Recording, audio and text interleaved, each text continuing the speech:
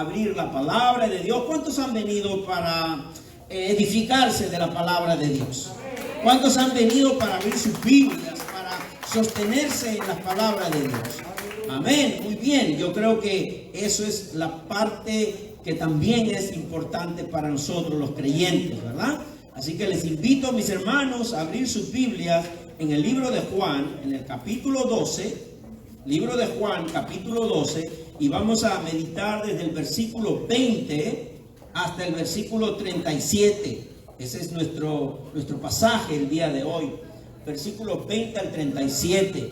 Y hay un versículo, que es el versículo 24, donde dice: si el grano de trigo no cae en la tierra y muere, queda solo, pero si muere, lleva mucho fruto.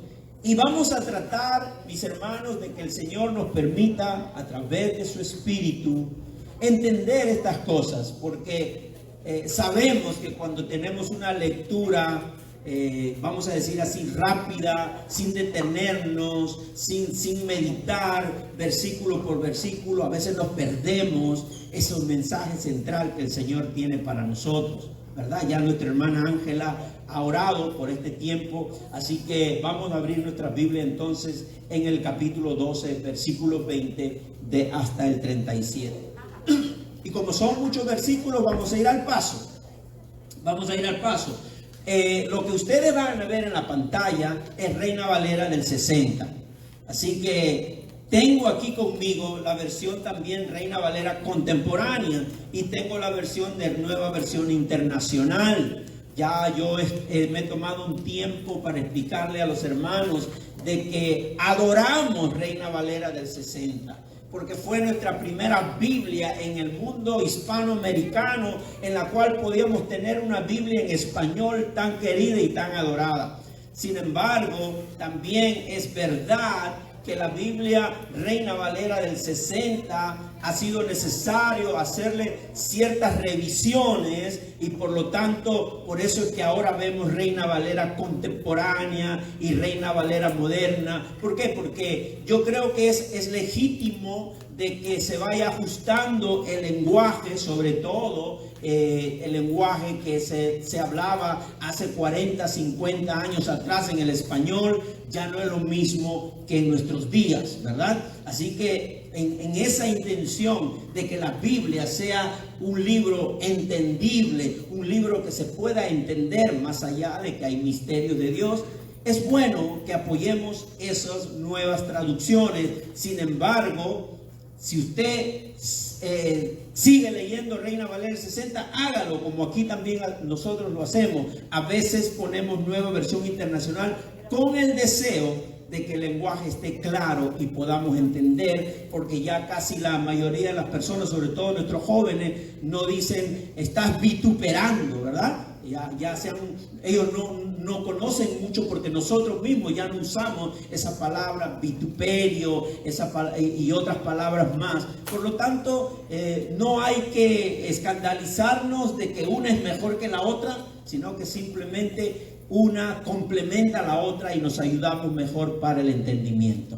Amén. Entonces, ya después que acabo de decir eso, quiero leer los versículos del 20 al 27 y después vamos a seguir. Dice la palabra de Dios: había ciertos griegos entre los que habían subido a adorar en la fiesta.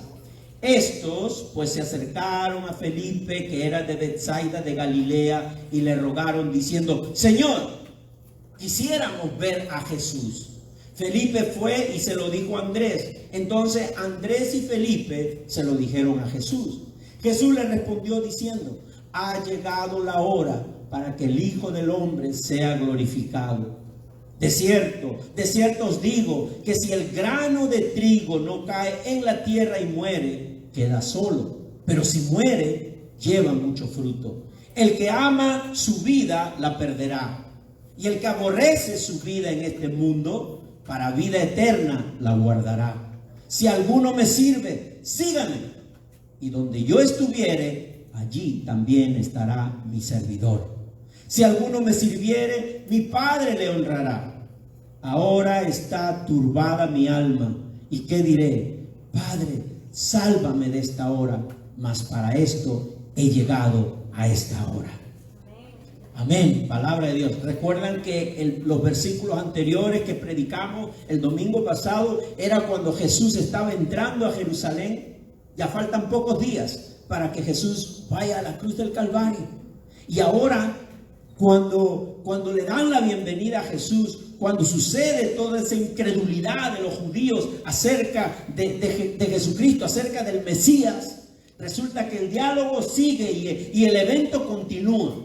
Y ahora, en medio de la situación en Jerusalén, en medio de la celebración de la Pascua, están un grupo de griegos, dice, que se acercan a Jesús. No tanto se acercaron a Jesús, sino se acercaron a los discípulos de Jesús, porque querían ver a Jesús. Y eso es importante en esta mañana resaltar, mis hermanos, porque ¿quiénes son estos griegos? ¿Y por qué aparecen en esta escena? ¿Qué podemos saber sobre ellos? ¿Qué entendemos sobre ellos? Y aquí, mis hermanos, en este evento, yo quiero que nos enfoquemos en lo que la misma palabra nos va a dirigir. Cada vez el plan de Dios de salvación se va desarrollando, se va cumpliendo, va avanzando. ¿Por qué? Porque era un plan de Dios de salvación para el pecador por fe en Cristo Jesús desde la eternidad. Desde la eternidad. Entonces ahora vemos cómo ese plan de salvación de Dios para el pecador por fe en Cristo Jesús se va a ir cumpliendo. Y ese plan se va a ir cumpliendo de esta manera en este pasaje. Vemos primero que se va desenvolviendo ese plan con la aparición de los griegos, que en otras palabras son gentiles. Van apareciendo los gentiles y cómo responde Jesús ante ese encuentro. Y también el plan de Dios se va a ir desenvolviendo a través de las palabras del Padre mismo y la reacción de la multitud. Así que vamos a edificar nuestras vidas en esta mañana con este tesoro que tenemos en las manos. Vamos a edificar nuestras vidas, porque aquí dice que unos griegos vinieron. Ojo que esos griegos no eran turistas. No habían llegado a la Pascua como turistas, no estaban en Jerusalén como turistas. Eran griegos, eran hombres, eran prosélitos, en otras palabras, que habían abandonado su culto a sus dioses con minúscula, eran de una religión politeísta, adoraban todo. ¿Se acuerdan cuando Pablo llega a Atenas? Encuentra una cantidad de dioses alrededor, todo tipo de dioses. Hasta que Pablo encuentra uno donde los griegos se habían asegurado que estén todos los dioses, que no falte ninguno. Y tenían una estatua que decía The Unknown God, el Dios desconocido. Y Pablo, en el Espíritu de Dios, dice: este es el Dios desconocido para ustedes que yo quiero hablarles. Amén. Que se llama Jesucristo. Pero para que veamos que los griegos era un grupo de personas helénicos que eran politeístas. Y estos griegos, específicamente en el capítulo 12, eran griegos que eran conversos y circuncisos del judaísmo, temerosos de Dios, temerosos de Jehová. Pertenecían al grupo del judaísmo y se les permitía rendir culto a Jehová solo en el patio de los gentiles. Cuando se hace el templo en Jerusalén, hay una sección que se llama el patio de los gentiles. Y ahí, hasta ahí pueden llegar los que no son judíos, temerosos de Dios, convertidos al judaísmo, circuncidados en el judaísmo, pero hasta ahí, de ahí no podían pasar. ¿Qué dice Primera de Romanos 8, del 41 al 42? Usted lo que puede hacer es de repente anotar, y después usted lo busca, pero está ahí también para que no pierda de repente mucho tiempo en buscarlo. Pero si usted lo quiere hacer, gloria a Dios por eso. Dice, había cierto, no, el que sigue, mi hermano, ese mismo, Primera de Reyes, capítulo 8, 41, 42. Mire lo que había en el Antiguo Testamento. Dice: asimismo, el extranjero que no es de tu pueblo Israel, que viniere de lejanas tierras a causa de tu nombre, pues oirán de tu gran nombre, de tu mano fuerte y de tu brazo extendido, y viniere a orar a esta casa. Dios permitía que no solamente los judíos estén en ese lugar, sino los extranjeros, los dominicanos, los puertorriqueños, los peruanos, los colombianos y todas las razas que están aquí, a la cual la Biblia los identifica como gentiles. Entonces, estos gentiles vinieron a buscar a Jesús. Y mientras que Jesús vino a los suyos, ¿se acuerdan? Mientras que Jesús vino a los suyos, ¿qué pasó con los suyos? No lo recibieron. Y los griegos buscaban a Jesús. Y los gentiles buscaban a Jesús. Pero ¿cuál es el motivo? ¿Cuál es el motivo de que estos griegos buscaban a Jesús? Bueno, déjenme decirles, mis hermanos, que la Biblia no dice en el capítulo 12, por qué fue que lo buscaban. No describe la razón. Sin embargo, podemos especular bíblicamente en otros pasajes cuál era la intención de los gentiles de acercarse al evangelio, de acercarse a la verdad. Leamos 1 Corintios capítulo 1, versículo 22. Porque los judíos piden señales, dice Pablo, y los griegos ¿qué piden? Sabiduría. Los griegos buscan sabiduría. Entonces, vemos que mientras los judíos pedían señales, posiblemente los griegos del capítulo 12 de Juan estaban buscando por sabiduría. Mi hermano, mi hermana, ¿cuántas veces pedimos sabiduría al Señor? ¿Cuántas veces necesitamos la sabiduría para poder tomar decisiones? Sabiduría que viene de Dios, sabiduría que se va germinando en el Espíritu de Dios para hacer las cosas y tomar decisiones a la voluntad de Dios y que glorifique a Dios. Es interesante que los judíos, que eran el pueblo de Dios, solo querían señales, querían ver milagros, querían ver cosas extraordinarias. Eso les encantaba, como que satisfacía su morbo, ¿verdad? De querer ver cosas extraordinarias, lo cual no está mal. Pero de eso no se sostiene nuestra vida cristiana. Nuestra vida cristiana debe sostenerse de la sabiduría que viene de Dios. Y usted dirá, pero es que pastor, es que ¿cómo es? Hasta ahora yo no he recibido sabiduría de Dios. ¿Sabe qué, mi hermano? Una de las formas de tener la sabiduría de Dios en todo momento, lea la Biblia. Lea la palabra de Dios. Enamórese, abrace la palabra de Dios. Así como usted abraza su celular, abrace la palabra de Dios. Yo tengo celular también por si acaso. Me hace mucha falta. Pero el celular no me va a dar sabiduría, a menos que usted ya no quiera usar su libro de hojas en hard copy. Ahora va a usar en el teléfono. No hay ningún problema. La cosa es que sea la palabra de Dios quien provea sabiduría a su vida. Amén. Muy bien, muy bien. Gloria a Dios por eso. Pareciera que el deseo de los griegos tenía que ver con el tema de la salvación.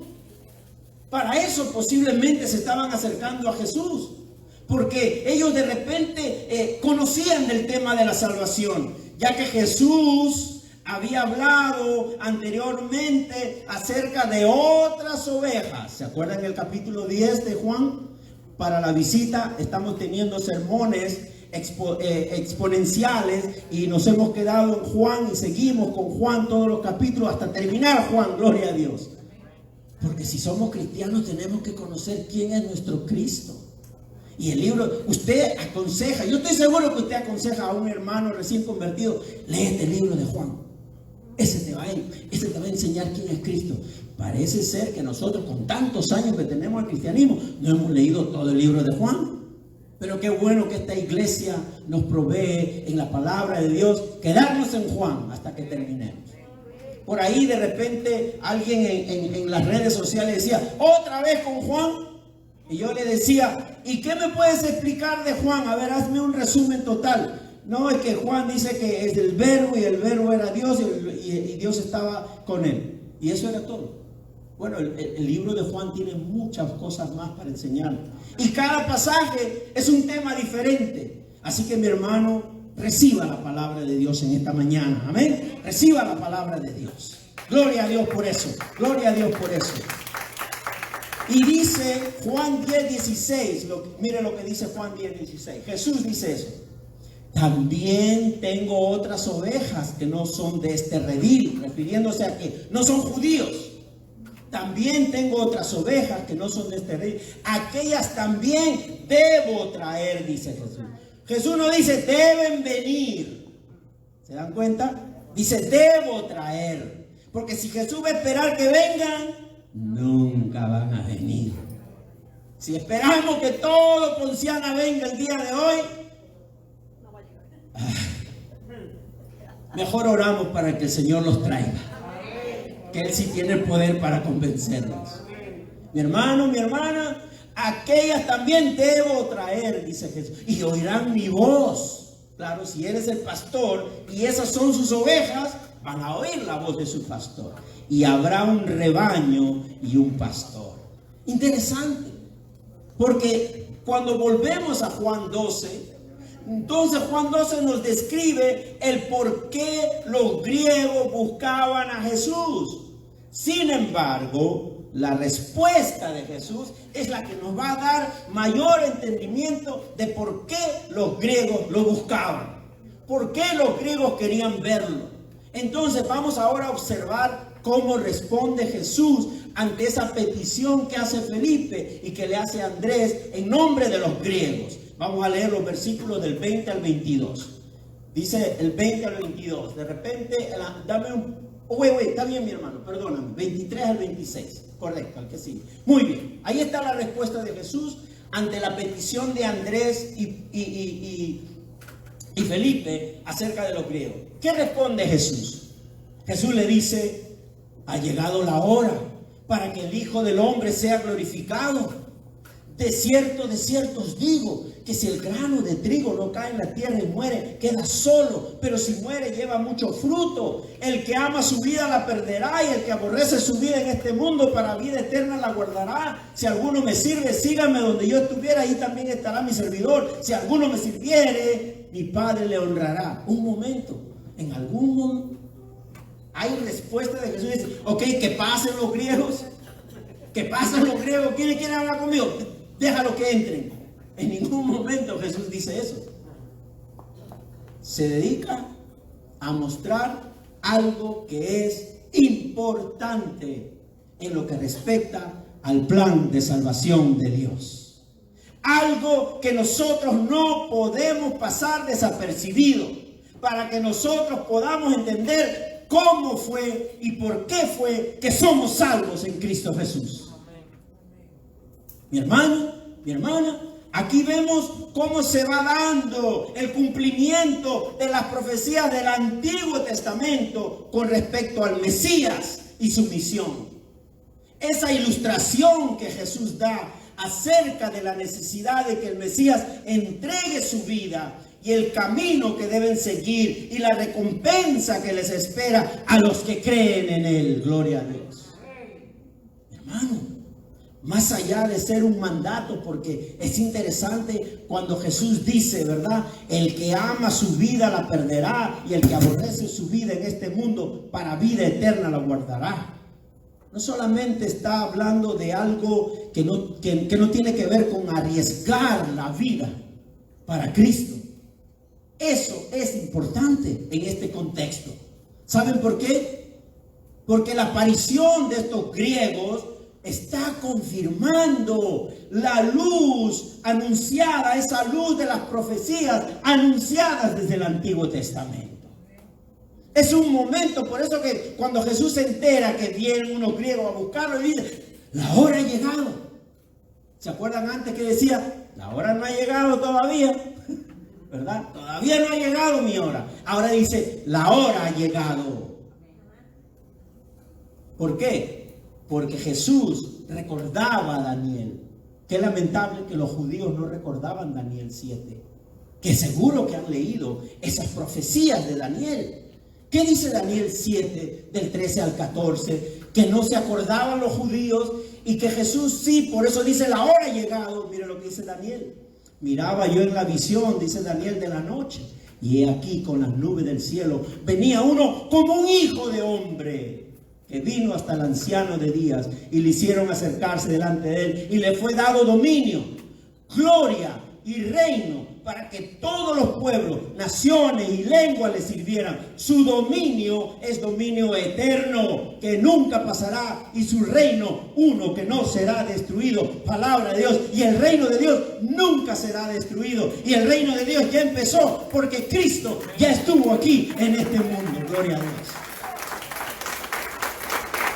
No es que estamos esperando que venga el reino de Dios, estamos esperando que regrese el rey, que es diferente. Pero el reino ya empezó desde que Cristo estuvo en este mundo. Es más, vivimos en el reino. Así usted entre a Walmart o a Bravo, usted vive en el reino de Dios. Y usted es ciudadano del reino de Dios. Por eso, cuidado, tranquilito, honre a Dios, mi hermano, mi hermana. Honre a Dios cuando está manejando por la Pleasant Hill y hay mucho tráfico. Honre a Dios, usted vive en el reino de Dios. Yo sé que usted me va a decir, no, yo estoy manejando en Ponciano, pero usted es ciudadano del reino. Evite bajar el cristal de su carro para estirar el brazo. Evite hacer eso. Mi hermano, esta es la profecía que los judíos no entendían. Y yo sé que en este tiempo a veces muchos cristianos todavía no entienden el asunto de Cristo con el Antiguo Testamento. No lo entienden. Pero aquí la palabra nos dice que según esta profecía, Jesús responde que Él es de quien Daniel está hablando. Él es a quien Daniel se refería. El que viene y que tiene dominio sobre toda lengua, sobre todo pueblo, sobre toda nación, y su reino nunca va a acabar, dice la palabra. Ha llegado la hora del cumplimiento del plan de salvación de Dios decretado desde antes de la eternidad. Y cuando usted ve cómo es que y de dónde empieza, lea Génesis 3:16. Y ahí usted va a entender que desde ahí ya Dios Padre estaba anunciando el Evangelio. La simiente de la mujer y la simiente del diablo. La simiente de la mujer le pisará la cabeza al diablo, y la simiente del diablo le morderá el carcañal. ¿Se da cuenta que esas es las buenas nuevas de Cristo? El Evangelio de Cristo anunciado desde Génesis. En el momento que Adán y Eva caen en pecado, ahí el Señor muestra su gracia, dando esas buenas nuevas. Yo no sé si usted se alegra, pero déjame aplaudir yo solo en esta mañana. Gloria a Dios por eso. Bendito eres, Señor. Ha llegado la hora. Jesús dijo anteriormente, aún no es mi hora. Y aquí en el capítulo 12 dice, después de la aparición de los gentiles, se confirma que ha llegado la hora para que el Hijo del Hombre sea glorificado. Ha llegado la hora. Y para ser glorificado, ¿qué tenía que suceder? ¿Hacer un milagro? No. Para ser glorificado, tenía que entregar su vida primero por ti y por mí. Para ser glorificado. Porque si usted no cree que Cristo ha dado su vida en la cruz por usted, entonces no alabe a un Cristo glorificado. Porque Cristo fue glorificado no por los milagros que hizo, sino por dar su vida por ti y por mí. Bendito eres, Señor. Bendito eres, Señor. Eso lo aclara el versículo 24. ¿Qué dice el versículo 24, mi hermano? 12:24. De cierto os digo, que si el grano de trigo no cae en la tierra y muere, queda solo. Pero si muere, lleva mucho fruto. Ustedes que les encanta sembrar sus gandules, su lechosa y su mango. Aquí en la iglesia se llena de mangos cada vez que está la temporada de mango. Se llena de mango. El otro día apareció un mango de la tierra prometida, creo que era, de Israel. Un mango que parecía un watermelon. Yo no sabía que había un mango de ese tamaño. ¡Qué bendición! ¡Qué bendición! Mis hermanos, pero la semilla tiene que morir primero. Ustedes los sembradores lo saben. Tiene que morir para que germine un nuevo fruto. ¿Y qué significa eso? ¿Qué te está diciendo Jesús en esta mañana? Un Mesías terrenal, político, de los que los judíos esperaban, de nada les iba a servir. Uno político, uno terrenal, uno que les prometa todo, de nada le va a servir. De nada nos sirven los políticos. Tenemos que votar por ellos, sí, pero de nada nos sirven. Prometen y a la hora, nada. Y yo pensé que eso ocurría solamente en mi país, Perú. Pero aquí también.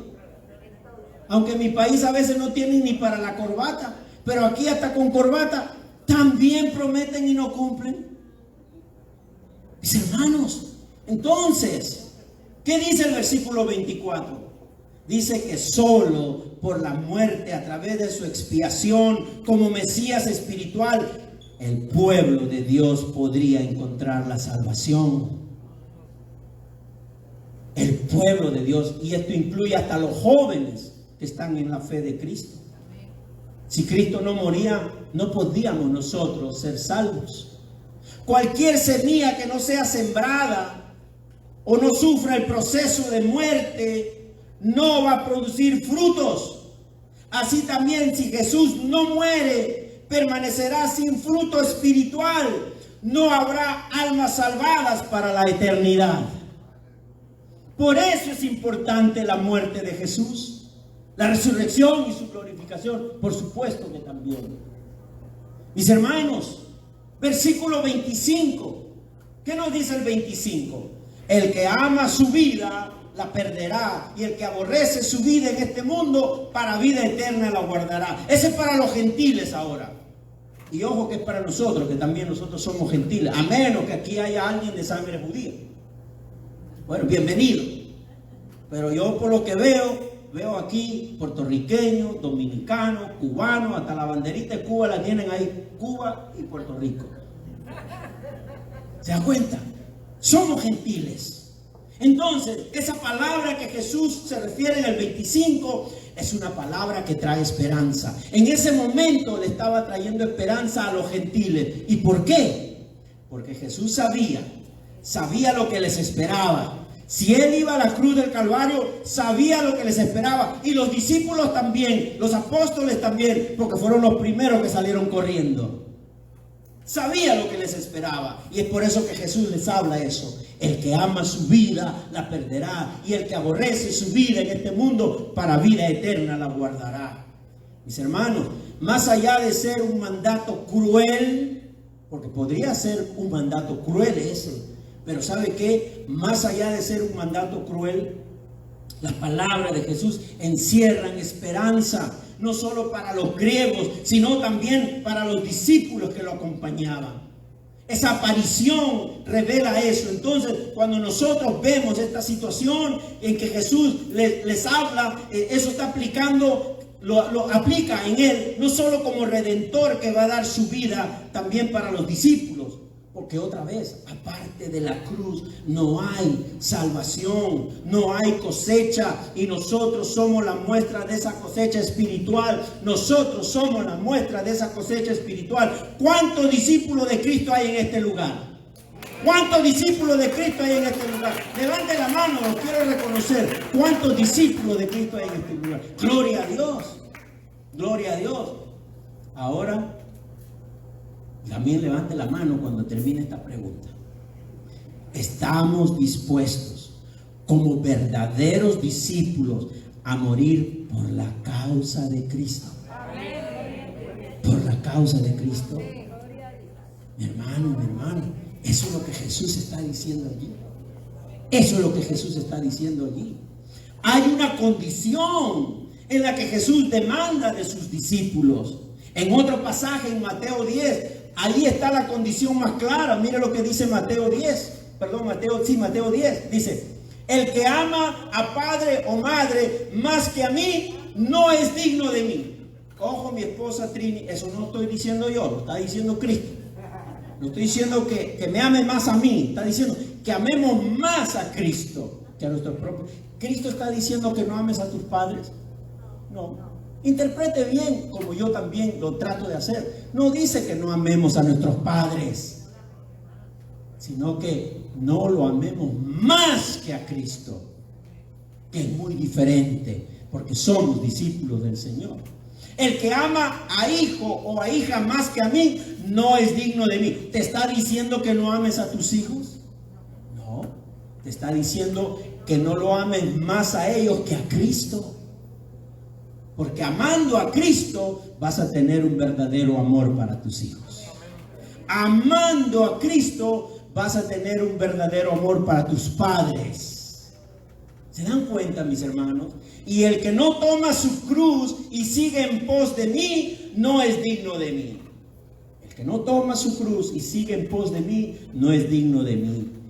Y entonces, ¿dónde está el mensajito, esos mensajitos que dicen que el cristiano no debe sufrir? Que el cristiano ya se le arregló todos sus problemas cuando vino a Cristo. Cristo te va a dar todo. Mi hermano, mi hermana, el que no toma su cruz y sigue en pos de mí, no es digno de mí. El que haya su vida la perderá, y el que pierde su vida por causa de mí, la hallará, dice Jesús. El que me ama más, dice Jesús, más que todas las cosas. Y Jesús iba a ser el primero en dar el ejemplo. Jesús iba a ser el primero en dar su vida por los demás, en cargar su cruz, en morir, en ser vituperiado por hacer la voluntad de Dios y negarse a sí mismo. Lo que pide Jesús, Él ya lo hizo primero. Como discípulos debemos estar claros frente a la causa de Cristo y saber que no podemos lograrlo por nosotros mismos. No podemos lograrlo por nosotros mismos. El mismo Jesús en su humanidad confrontó la muerte y el sacrificio con alma turbada, dice la palabra. Pero pudo lograrlo con la ayuda de su Padre. Es interesante el versículo 27, porque podemos ver la humanidad de Cristo. Ojo, mis hermanos, no le ponga porcentaje a Cristo. No diga 50% hombre, 50% Dios. ¿Sabe qué? Lo estamos limitando. Mejor diga completamente Dios, completamente hombre. Completamente Dios, completamente hombre. Miren lo que dice el versículo 27. Ahora está turbada. ¿Se acuerdan que dijo? Ya llegó la hora. El hombre Jesús está consciente de que llegó la hora. ¿La hora de qué? De ir a la cruz del Calvario. Y ahora el hombre Jesús, que también es Dios, dice esto: está turbada mi alma. ¿Y qué diré? Padre, es un ruego, una súplica, un clamor. Padre, sálvame de esta hora. Mas para esto he llegado a esta hora, dice Jesús. Vemos aquí a Jesús con el alma turbada. Aunque muchos piensan que esa oración expresa duda en su obediencia o que se estaba rebelando contra la realidad de tener que ir a la cruz del Calvario. Pero Jesús anteriormente había sentido angustias parecidas. Jesús había tenido angustias parecidas. Vamos a poner el que sigue, mi hermano. Dice Mateo 26:39. Mire, mi hermano, observe este sufrimiento de Cristo. Yendo un poco adelante, se postró sobre su rostro, orando y diciendo, prácticamente en el suelo, prácticamente tirado, quizás en ese lugar pedregoso, lleno de tierra, tirado, dice, se postró sobre su rostro, orando y diciendo, Padre mío, si es posible, pase de mí esta copa, pero no sea como yo quiero, sino como tú, dice la palabra. Y también Marcos también describe el sufrimiento de Jesús de esta manera y decía, Abba Padre. ¿Sabe lo que es Abba Padre? Es decir, papito, daddy, my daddy, mi papito, Abba Padre. Todas las cosas son posibles para ti. Aparta de mí esta copa, mas no lo que yo quiero, sino lo que tú. Qué lindo. Qué lindo saber que Jesús pudo cumplir con el plan de salvación de Dios para el pecador por fe en Jesucristo. Y que nadie lo podía hacer, solo Jesús. Esa es causa del tipo de comunión fuerte e íntima de Jesús con el Padre, que nuestro Señor Jesús acude a Él en ayuda, pero a la vez obediente. No solamente pide ayuda, sino es consciente que va a obedecer. Que va a obedecer, cueste lo que cueste. A ver, ¿cómo parafrasearía usted? ¿Cómo podemos parafrasear las palabras de Jesús en estos pasajes? Yo lo escribí de esta manera. Padre, sálvame de esta hora. Si está de acuerdo con tu santa voluntad, pero no lo hagas, si esto significa perder la cosecha espiritual. Eso es lo que estaba diciendo Jesús.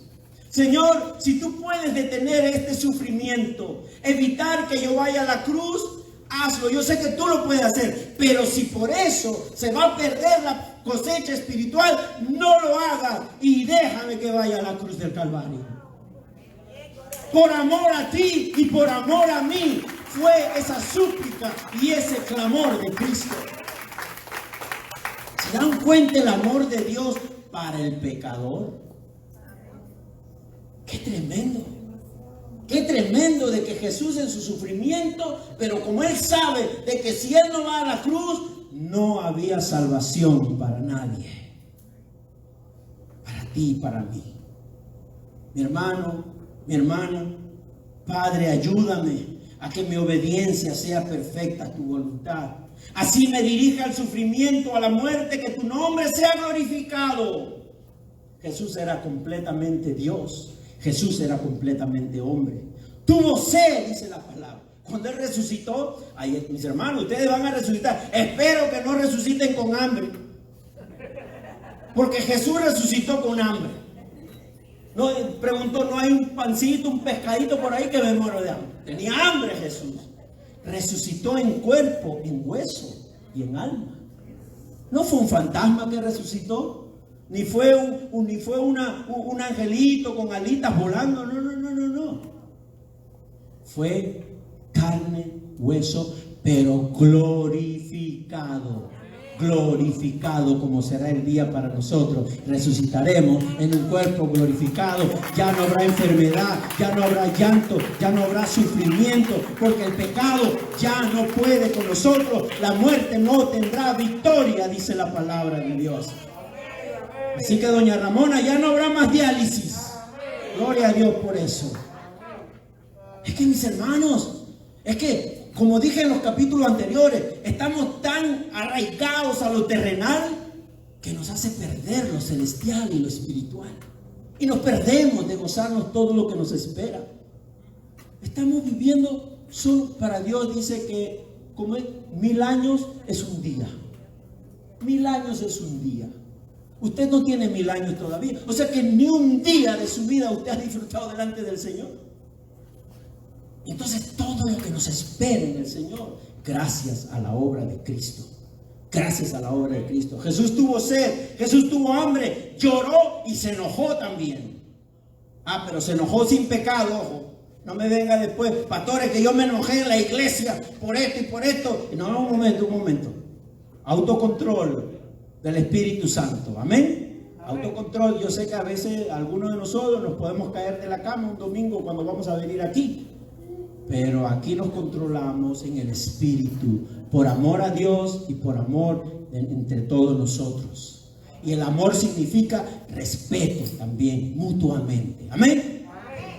Respeto mutuamente. Gloria a Dios. Y acá entonces nos dice Jesús que su alma está turbada. Estaba padeciendo por lo que iba a venir. Y no era solo por lo que iba a sufrir físicamente. ¿Qué esperaba Jesús? Azotes. Y azotes, no cualquier azote. Le esperaba corona de espinas. Le esperaba clavos atravesando sus manos y sus pies. Le esperaba una lanza al costado. Su alma estaba turbada porque en la cruz iba a experimentar por primera vez, ojo mi hermano, por primera vez que iba a experimentar la ira de Dios sobre él. La ira del Padre. ¿Por qué? por consecuencia de tu pecado y el mío, porque Él fue a la cruz sin pecado. Todos a quienes Dios llama y nos separa para Él, Él nunca había experimentado el alejamiento de su Padre. Ahí estaba diseñado el plan de salvación de Dios, decretado desde la eternidad para su pueblo, para su iglesia. Si nosotros, que somos terrenales, nos duele el alejamiento de nuestros padres, ese alejamiento de Dios Padre a Jesús fue con ira, porque Él estaba cargando todos los pecados del mundo, todos, los tuyos y los míos. Y el Padre no puede estar donde está el pecado. Y si hoy el Padre está aquí, aún nosotros habiendo cometido pecado hace unos minutos antes de venir aquí, es por Jesucristo que la presencia de Dios está aquí, porque a través de Cristo Él nos ve santos y gloriosos delante de Él. Así que hoy le damos las gracias a Cristo, porque por Él la presencia del Padre está en medio nuestro.